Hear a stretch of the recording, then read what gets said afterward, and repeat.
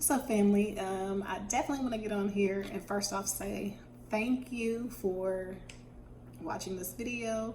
Make sure you subscribe to my channel, comment, share, like. I'd really appreciate it. So welcome.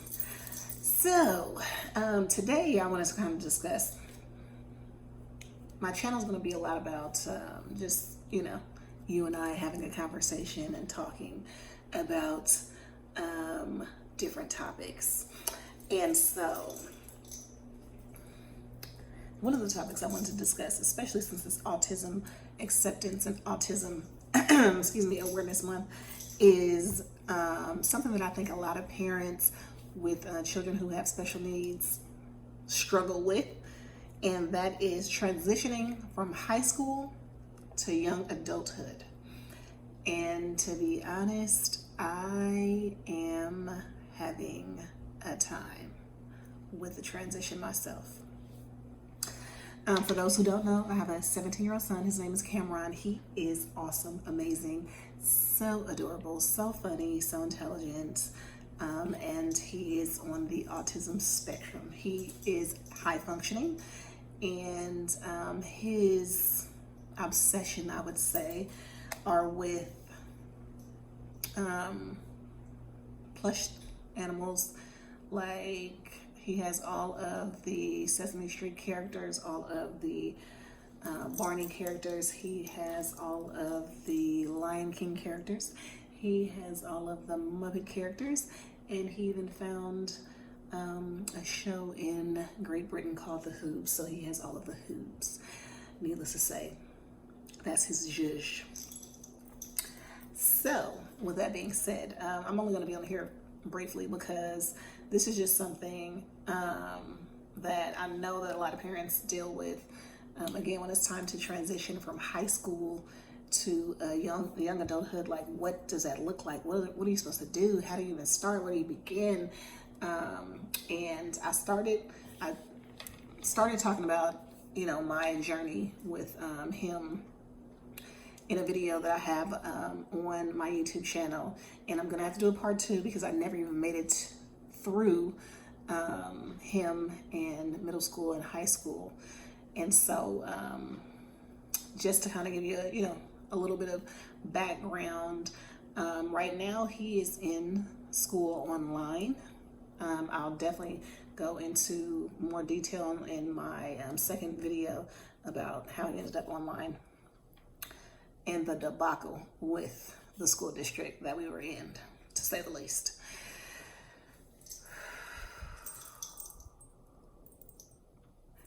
All right. So with that being said, he is in what will be considered his senior year of high school, and he's also one of those kids whose birthdays fall in that kind of strange time zone where I could have held him back or let him just go with his age group. So of course I chose to let him go with his age group, which means that technically he's supposed to graduate in June. He will be 17 still because he doesn't have a birthday for a few months. And so in lies the decisions. Now, the decisions are, he can stay in that particular school setting until he's 22 based on his IEP and based on the education laws that are in place. And then during that time, he will go through like transitional adult learning skills and things of that sort. Or 2, he can transition out of high school. Now, if you know anything about my son, he does not like school whatsoever. The online experience has been a lot better, a lot smoother for him. And I think that's because he gets to hide behind the camera. And if he wants to turn on his camera, he can. If he doesn't, it's not like he's penalized. But, actually going into school is a whole nother situation. Now, the kicker is the school that he goes to, they just informed me that if he wants to continue in their transitional program until the age of 22, he will have to start going in person. Yes. So the other behavioral issues that we have had in the past have been around tantrums and meltdowns when he wants to do what is considered non-preferred tasks. Of course, non-preferred tasks are things that he doesn't want to do. So he would rather sit around on his iPad, and so he has an iPad as well as a laptop and a school laptop. So he uses a school laptop for school, and then he has a personal laptop as well as an iPad, and that helps us and makes our lives a lot easier. So he would rather sit around on his iPads. He would rather sit around on his iPad, on his laptop, and drown out the world. I mean, you know, come here and there, grab a snack, get something to eat, chat if he wants to, but go back into his little lair in his little protective room and watch his videos, watch his movies, and play with his plushies. That's what he'd like to do. That's not what I want him to do. So, the decisions. So there are several options that he has. One option is for him to stay in the program, transition to the living skills in-person program through school until 22. Kind of buys me a little time, right? Because that means the school's kind of in charge until 22. The second option is to let him transition out of school and find him like a young adult program that he can go to in our area. I've actually seen that there are a couple of options when it comes to that. So one option is a day program that runs from Monday through Thursday. I think it's from like 9 to 4. And then the other program is a residential program where he lives there and he learns how to find a job, cook, right there in the residential area. And then there's always the other option of he can stay here. And I read a statistic yesterday, I believe, that said like 83% of young people on the spectrum live at home. So those are my options. Why am I on here with this video? Because I hope I'm not the only person who is having a very difficult time with what to do, what's best for my son, and how to really allow him to be successful and not be, overly dependent on people as well. So, I'm glad you asked. Aisha, what do you plan on doing? My plan is to have him stay at home and get him into a day program that will allow him to learn some skills and possibly get a job. I'm leaning more towards, so if you ask him right now, what does he want to do for the last year and a half, 2 years, he said the same thing, that he wants to be a puppeteer. The only thing is I found a few programs with all that was going on for the last 2 years due to COVID, things were closed and kind of on hold. And so he has not been able to really delve into puppeteering yet. But I do want him to start first with a YouTube channel where I think that'll be kind of cool for him to, he loves singing. And so I think, it'll just be cool to have like a YouTube channel where it's like you're in his life, in his world, and what that feels like and what that looks like. So that's what I want for him. I want him to first start off with a YouTube channel. I do want him to get into puppeteering. I am that parent who, when my children say they want to do something, we're all in. So, we're going to the conferences, we are going to the workshops, we're looking at the videos, we're all in. until you figure out you want to be all out. So the good thing is puppeteering is the direction he seems to want to go in. Would I want him to get a job? Like, you know, just a little something, maybe at Starbucks? Absolutely. Do I think that he wants one? Probably not. And our journey over the last 17 years has been a lot of me pushing onto him what I think that he should do. Whereas now I am attempting to transition as a parent of a soon-to-be young adult who's on the spectrum, allowing him to guide where we're going and what we're doing. But there's one caveat for sure, and that is that he needs to do something, because his answer would be to do nothing, not much, you know, not do nothing, but just like not much. And I do mean, no, I'm talking about bare minimum. Maybe washing face, maybe brushing teeth, and then rolling back over onto that iPad for the rest of the day. But I really want more for him. And that's why I'm doing this video, because I want the conversation, I want the dialogue, I want comments about different things that you may have encountered if you have had a child who has transitioned from high school to young adulthood, and what that looks like. I'm also right now looking into some summer camps for him. I mentioned it to him. So what I have had to do over the years is what they call front loading, and that's like give him the information up front and kind of like talk him through it weeks and months before it's going to happen. So that's even worked with like when we travel. I don't typically, spontaneously come up with something. If I do, I do. But, he'll know ahead of time. We're going to Louisiana for 2 weeks, in a month, give him a date. And then that kind of gives him, a chance to not be so anxious about things. So I just mentioned to him, I think that it would be a great idea for you to go to summer camp.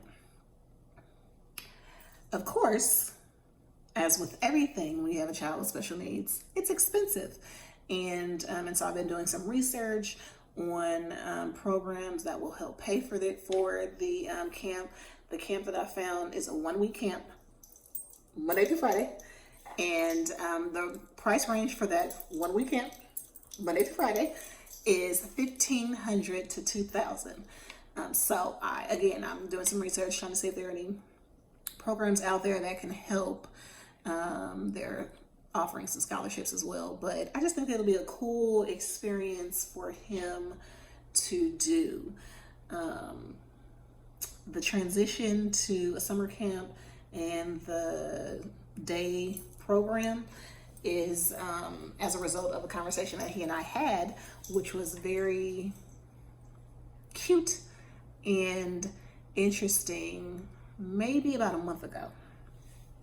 So Cam loves the Muppets. He loves Kermit, and he also enjoys the relationship of Kermit and Miss Piggy.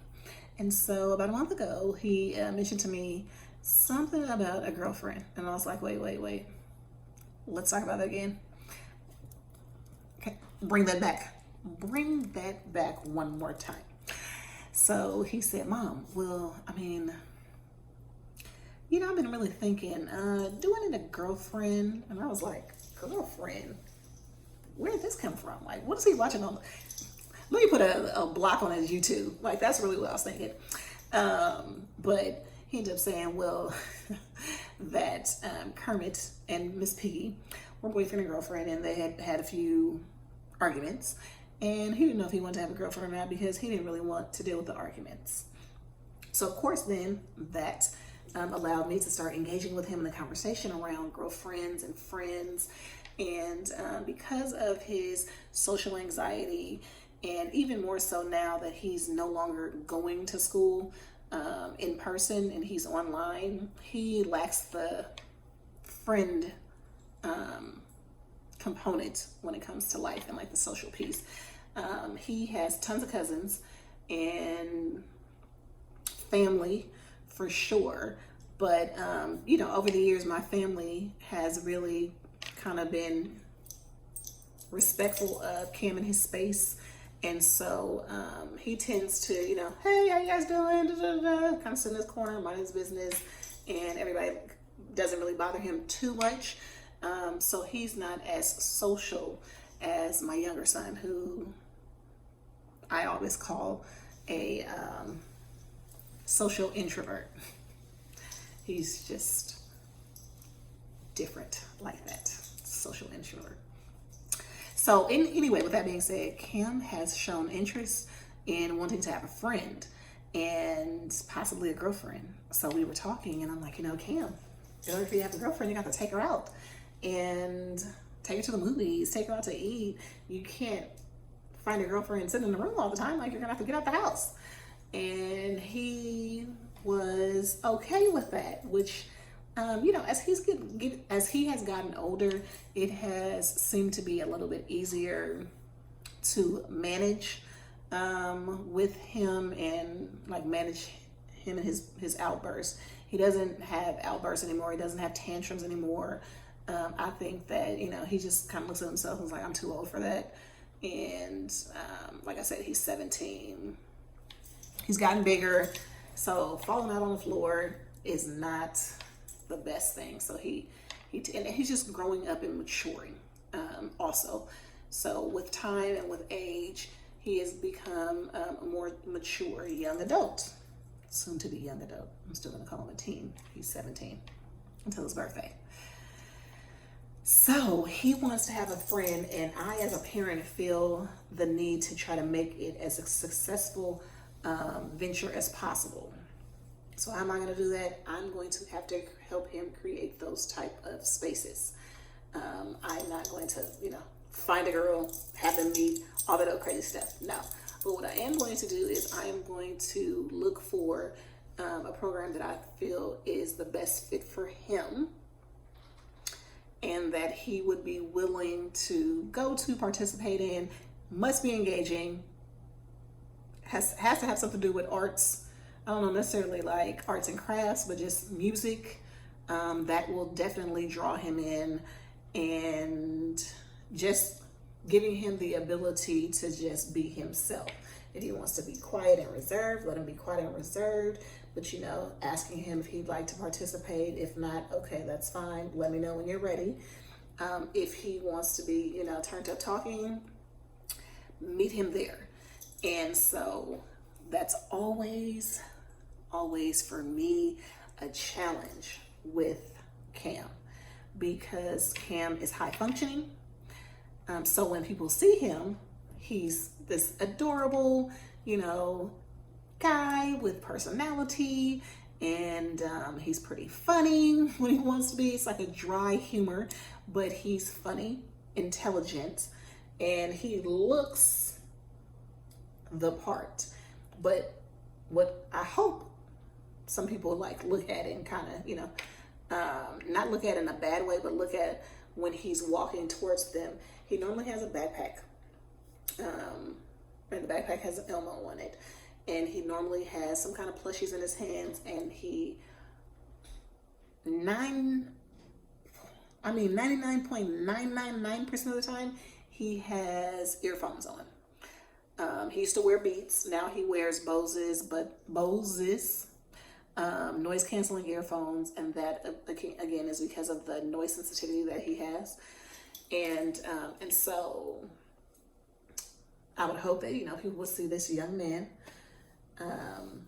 young adult, walking towards them with a backpack, and kind of put two and two together and be observant, so that they will proceed with compassion and kindness. So what do I do? What do I do? What do I do? I want him to be independent. I definitely want him to be independent, but I'm sure another issue that parents with children and young adults on the spectrum have is the fact that the world is this big place, right? They're so protected, they're so cared for, they're so nurtured for the most part in their bubble, their world, their space. For him, it's our home, it's his room, it's around my family, those that love him, know him, have forged that relationship with him over the years. But when he steps outside of the doors, he's no longer in that protected bubble space. And so me as a parent, I have to, like, it's imperative for me. This is me, I'm speaking my own personal journey.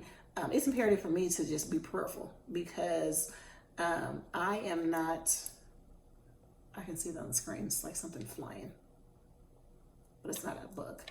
I am not going to necessarily be with him 24/7.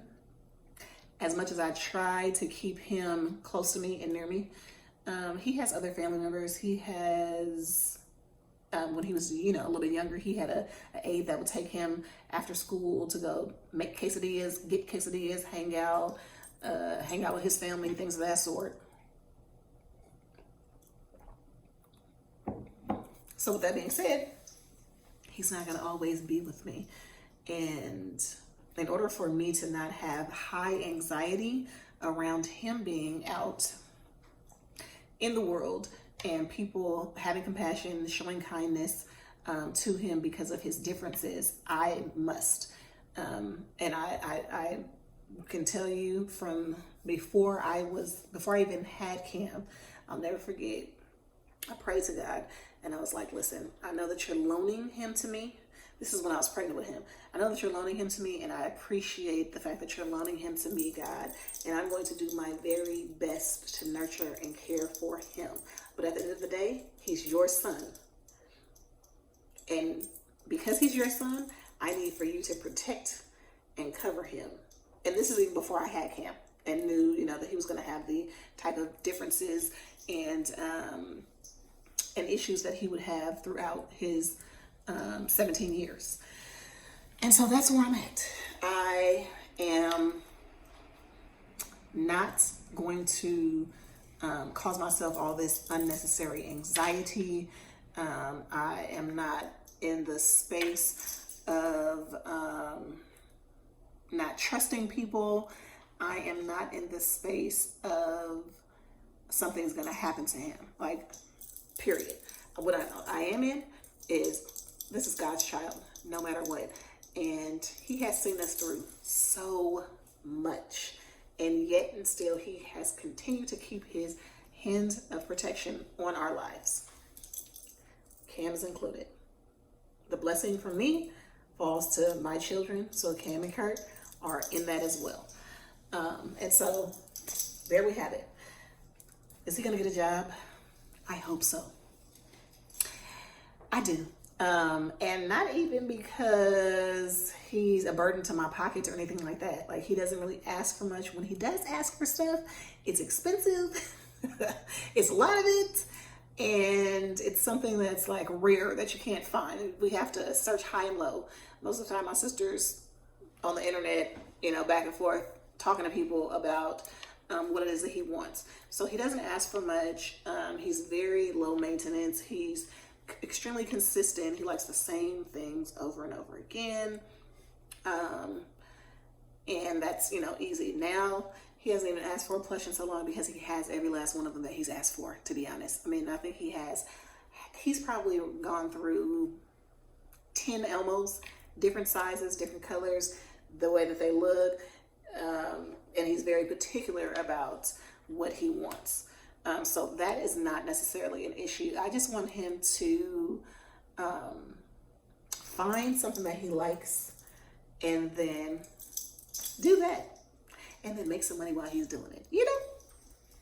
Is that too much for a sister to ask? A mother to ask? That's all.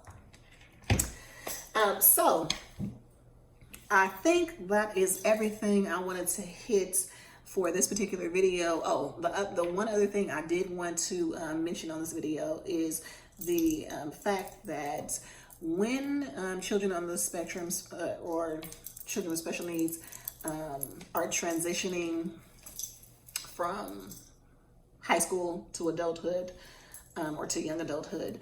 There's also something called guardianship that parents should start the process when your child is 17 or so. I was told start at 16, but 17 or so, so that you will still have the rights that you have when they're under 18, when they become 18. Because, and I love Cam's doctors. Of course, I love them because they were my doctors when I was a child coming up. And so I've been able to keep him there, and he has been there for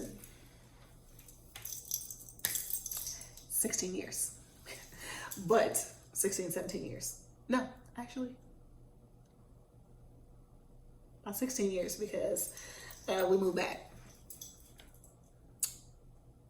from Louisiana. So I will say, anyway, he's been there for 16 years, and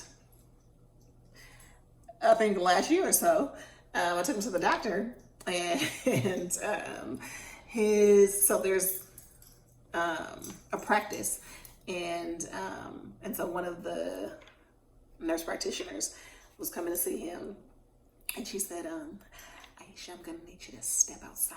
I was like, step outside? She said, yes, he's at that age right now where we have to ask him a few questions when you're not around. I was like, excuse me? Now, thankfully, I didn't take this too serious, as far as like, I was in my feelings. Like, what you mean step out?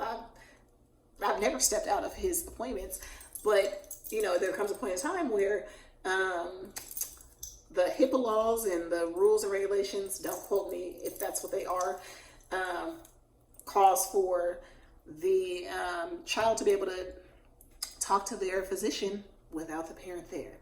And I'm not sure if the guardianship piece will have anything to do with that, but it still gives you the guardianship still gives you the power and the rights of, responsibilities for your child once they turn 18, because technically when they're 18, they're adults and they get to make their own decisions and all that great stuff. So for me, it's been a balance of like, because Cam is, he's sharp. So he's like, I'm going to be 18. What's next? So I told him I was going to pack up his bags and he could move out. Of course, he didn't want to do that. I just thought it was funny to say something like, once you turn 18, you're an adult, you can go. Yay! Aren't you excited? No, it caused him high anxiety for the most part. And so that is why I really want to do this video, to kind of just talk about how to help transition him into his young adult life, and to continue to do what we've been doing on our journey, which is like front loading him with the information. I'm not going to wait until he turns 18 and just tell him like, okay, you're done. You gotta go. See you later. It's been real. But just like talking with him, communication is key in my household. And it's worked for us. And I allow him to talk and express himself and to talk about what he's feeling. Sometimes it takes a lot longer than I expect, because he has to do a lot of processing the information and then coming back to me once he's processed the information and talking it through at that point. But I'm not going to stop just because he's turning 18 or he's transitioning out of high school. So with that being said, I'm really excited about the next leg of this journey with my soon-to-be young adult son on the spectrum. I cannot wait to see how God opens up this next chapter of his life. He has such a brilliant mind. He is such a compassionate and cute person. He's a little on the lazy side, so that's why I'm going to have to find him a job that will work with him and for him. But I honestly don't have any doubt that whatever he does, whatever he puts his mind to, that he is going to succeed and be successful because he has shown me over the last 17 years, and like even thinking about it makes me want to tear up, just how determined, resilient, how creative he has been, and even his frustration has caused me to stop and like really assess what's going on. So if he's extremely frustrated, there's a reason.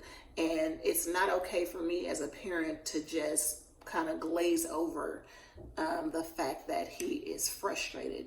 Now, the tricky part is for him to communicate his frustration is a little bit more challenging than other children.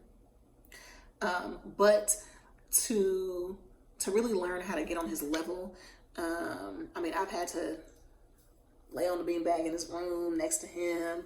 I've had to take a few elbows here and there just because I'm in his personal space. But I always want him to know that I'm in his personal space, that I am going to be there, no doubt, being the loudest one, cheering you on in whatever you do. And make sure that you, even now, that you make the right decisions, and that you make the best decisions for yourself. It may not be what it is that I want, but as long as you are progressing and being successful and doing what makes you happy, then I am all for it. That's really what I attempted to teach my children, that I shouldn't yuck their yum. So if he wants to have all the Barneys, have at it. If he wants to have all the Elmos, have at it. Like, that's what makes you happy, you know? What makes me happy is different. Food makes me happy. So have at it, you know? As long as it is not consuming you, then I'm all for it. And so that's why I'm really excited for, like I said, the next journey of Cam's chapter in this particular book. I can't wait for him to start his YouTube video, because then I'll start to like link his videos to my videos and things of that sort. And so I think that's really it as far as the transitioning goes. I would love to hear back from you all. Make sure that you drop comments and let me know if you know of any programs that that I can share with people, as far as really good programs to help our babies transition into young adulthood, whether that's school, whether that's work, or whether that's just figuring out how to cook some rice. There are different programs out there. What I don't want for him is I don't want for him to, and this is what the struggle was that he had in school, was that I don't want him to regress. And so that's why it's challenging trying to find the right program for him, because he has so many skills. He is high functioning. And so I want him to, have a balance. He's high functioning. He has so many strengths. He does have some areas of improvement that he needs to work on when it comes to his social skills and really his social skills, because he's learned and adjusted with boundaries and personal space and being physical over the years. He's grown out of all of that. So really now it's about the social piece and making sure that he doesn't have too much social anxiety when it comes to people and crowds and things of that sort. So, like I said, hit me up. Make sure you comment. Make sure you subscribe to my channel for sure. I love you all who have been supportive. I really appreciate it. This is just about autism awareness, but I'm going to have videos from all types of topics. I mean, I'm I am a multi-layer woman who has been through a lot and experienced a lot of different things. And so who better than me to help get you through and to your destiny? And I'm talking about break through all that, break through all that to get to your God purposed destiny for sure. Make sure you subscribe, make sure you comment, make sure you like. Until next time, see you guys.